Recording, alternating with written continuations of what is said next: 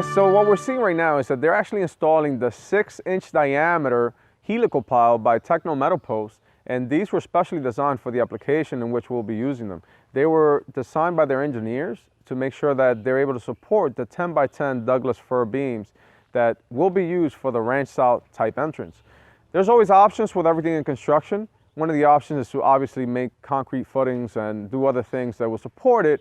One of the things that I like about Techno metal posts is that the minute that they are installed, you're pretty much ready for installation. Once the pieces are welded, which they were custom made as well, and they will all come with engineering facts to support the structural loads to it, we're pretty much ready to go. So again, Techno metal posts to me just makes sense, and this is why I personally choose to go with it.